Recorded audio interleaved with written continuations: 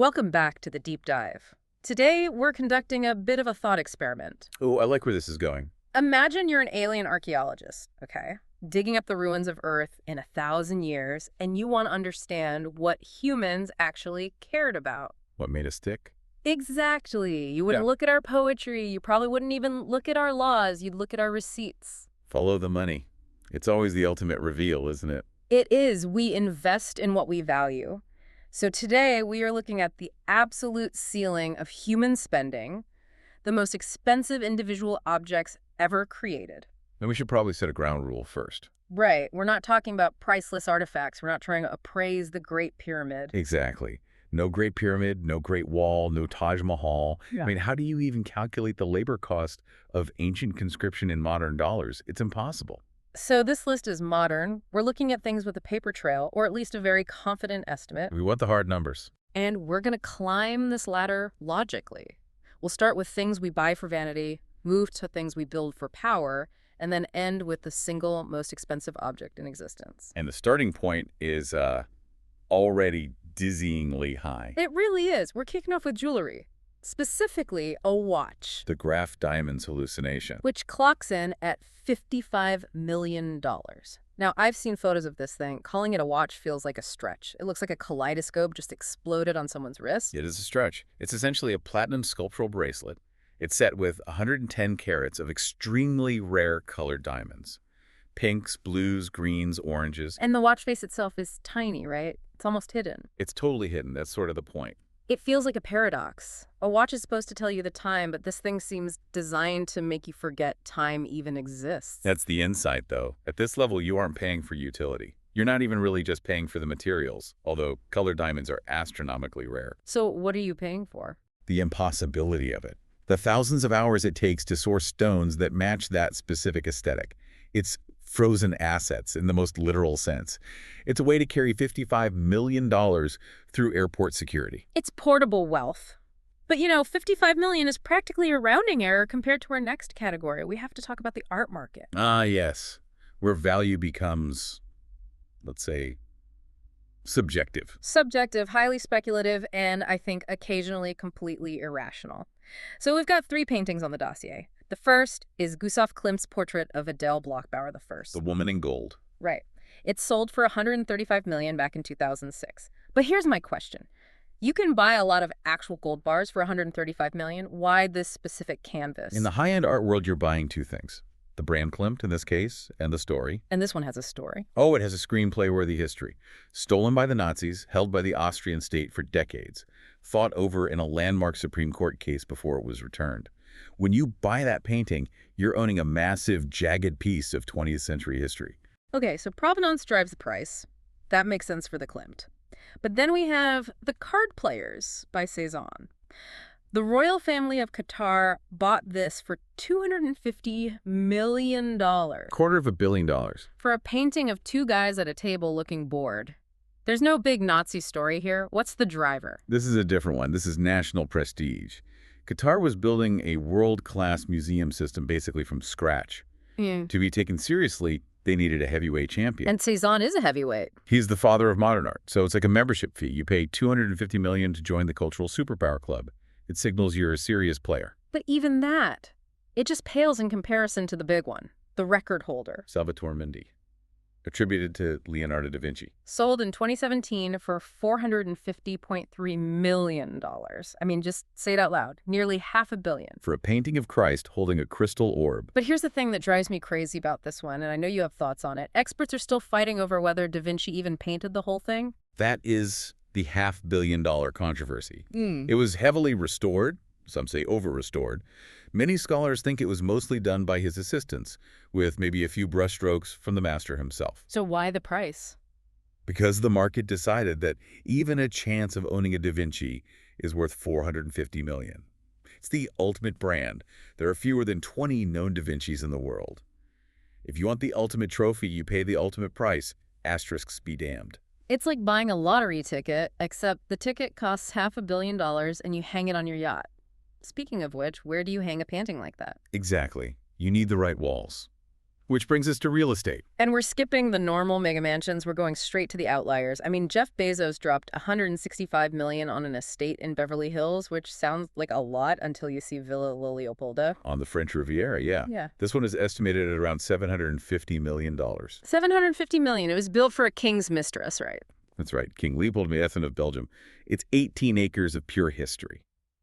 But again, like with the Klimt painting, you're paying for something that cannot be replicated. You can't just build another historic estate on the Riviera. The land isn't there. It's a scarcity asset. It represents that old world monarchy. But what if you don't care about history? What if you just want to flex pure, raw, industrial muscle? Then you go to Mumbai.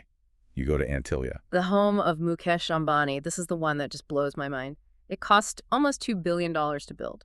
About that, yeah. And it's not a sprawling estate. It's a skyscraper. It is. 27 stories tall, but because the ceilings are so high, it's physically as tall as a normal 60-story building. For one family. For one family and a staff of about 600. 600 people. What does $2 billion get you in a private home? I mean, did the faucets pour liquid gold? It gets private infrastructure, 3 helipads on the roof. Three.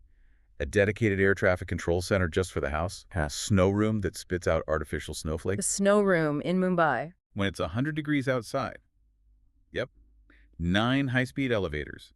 A garage for 168 cars. It sounds less like a home and more like a citadel. That's a perfect word for it. It's designed to withstand a magnitude 8 earthquake. Seriously. That's what they say. When you concentrate that much wealth in the middle of a chaotic city, you have to insulate yourself. It's a fortress of solitude. It represents a real shift from luxury to pure security. It's impressive, but also, yeah, a little dystopian. So, okay, we've covered what people build for themselves. Vanity, comfort, ego. But the price tags actually get bigger when we stop looking at ourselves and start looking out at the universe. And this is the pivot to science. It's fascinating because the customer here isn't one billionaire. It's usually the taxpayer. This is where humanity pools its resources. Let's talk about the tools of knowledge. We all know the Hubble Space Telescope. A legend. The total cost, including the launch and all the maintenance over the years, is roughly $4.7 billion. And that maintenance part is key, isn't it? We all remember the story it launched with a blurry lens. Right. The mirror was ground incorrectly by a fraction of a human hair, a tiny, tiny mistake. But because Hubble is in low Earth orbit, we could send astronauts up to fix it. The famous servicing missions. Exactly. So that $4.7 billion bought us a reusable observatory that just fundamentally changed how we see the universe. An absolute bargain, honestly. But then we have its successor, the James Webb Space Telescope. This one cost $10 billion. Why the huge price hike? No, it's the risk profile. This is crucial to understand. Hubble is close about 340 miles up. James Webb sits at a place called Lagrange Point 2, which is 1 million miles away. So no repair crew. 0. None. If it broke during deployment, it was just $10 billion of space junk. That creates an unbelievable engineering burden. It had to be folded up like origami, then unfold itself perfectly in space. With those gold mirrors. Which aren't for vanity, by the way. That's for infrared reflectivity, so it can see the dawn of time. The cost there isn't materials. It's the cost of having zero tolerance for failure. You're basically paying for anxiety. For 10 years of engineers not sleeping. Pretty much. You test it 10,000 times on the ground because you can't touch it once it's up there. So that's looking up. But we also spent a fortune looking down. Way down. The Large Hadron Collider. The LHC at CERN. About $9 billion. This is the 17-mile tunnel under the French-Swiss border. It's the largest machine in the world. Smashing protons together at near light speed requires superconducting magnets cooled to a temperature colder than deep space. The energy bill alone is just staggering. And the return on that investment. Why spend $9 billion on a giant tunnel? The Higgs boson, the God particle. We spent $9 billion to confirm the mathematical bedrock of reality. It's the ultimate long-term investment. It's humanity just asking, how does this universe actually work? I love that contrast. Antilia is $2 billion for a snow room to escape the heat. CERN is $9 billion to understand why mass exists. Priorities, right. One is about comfort, the other is about existential curiosity. Speaking of priorities, there's one sector that always seems to have a blank check. The military, the heavy metal. If you want to see where the money really goes, you look at the projection of power. Let's start with the president's ride, Air Force One. Which is actually 2 planes, 2 highly customized Boeing 747s, and the current program cost is sitting around $5.3 billion. I mean, that's a lot for 2 airplanes. You can buy an entire airline for that. You have to stop thinking of them as planes. They're flying bunkers. They're designed to survive the electromagnetic pulse from a nuclear blast. They have encrypted global communications, mid-air refueling, anti-missile systems.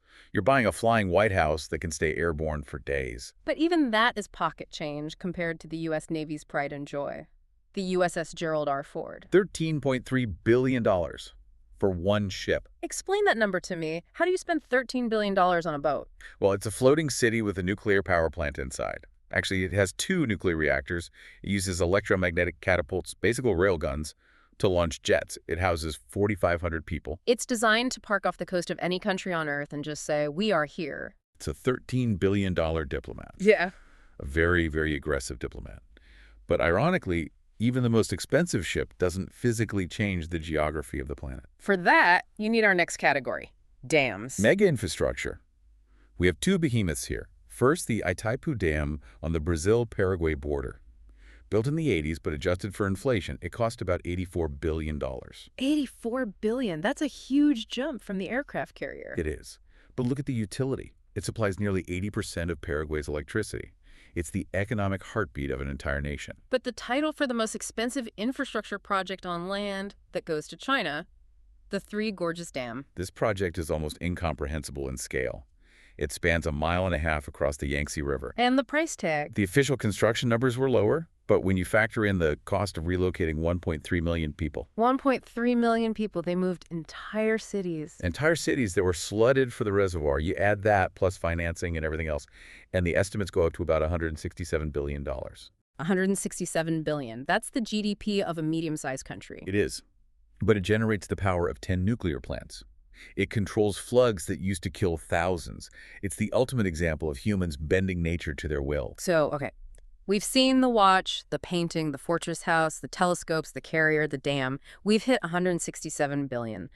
But we promised everyone listening the #1 spot, the single most expensive object humanity has ever constructed. And the winner isn't on Earth. The International Space Station. The ISS.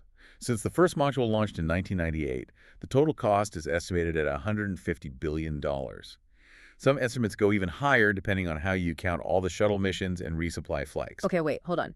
The Three Gorges Dam was $167 billion. Why does the ISS get the top spot? Because the dam is a complex of concrete and earthwork spread over a massive region. The ISS is a single pressurized machine, a single habitat roughly the size of a football field. If you look at the cost per square foot or cost per pound, the ISS is in a galaxy of its own. Why is it so expensive? Is it just the technology? It's the logistics. Imagine building a 5-bedroom house, but every single brick, every screw, every drop of water has to be strapped to a missile and shot at 17,000 miles per hour just to get to the construction site. Shipping cost is astronomical. Literally. And then you have the life support. Keeping humans alive in a total vacuum is incredibly resource-intensive. And who paid for it? And that's the beautiful part. No one nation could afford it. Or at least no one wanted to risk that much capital alone. It's a partnership. NASA, Russia, Europe, Japan, Canada. It's interesting, isn't it? We started this list with a $55 million watch, which is all about individual vanity. Look at what I have. And we end with a $150 billion space station, which is about collective survival. Look at what we can do. There's a real narrative arc there. There is. The cheap stuff, relatively speaking, is about exclusion. Yeah. I have this painting and you don't. The really expensive stuff, the dams, the carriers, that's about power. But the most expensive thing, it's about cooperation. Because the problems we're trying to solve at that level, like living in space or understanding the Big Bang, are just too big for one wallet, even a wallet the size of a country. Exactly. The ISS proves that when the price tag gets high enough, competition has to give way to collaboration. We literally can't afford to go it alone. It's the most expensive thing ever built, and it's also the only place where former Cold War adversaries have lived and worked together peacefully for over 20 years. That's a powerful thought. The ultimate luxury isn't diamonds, it's peace and cooperation. Or at least sharing the rent on the most expensive laboratory ever conceived. Fair enough. So, as we wrap up, I guess I want to leave everyone with a question. We spent $150 billion on a station in low Earth orbit. What's the price tag for the next step? A moon base.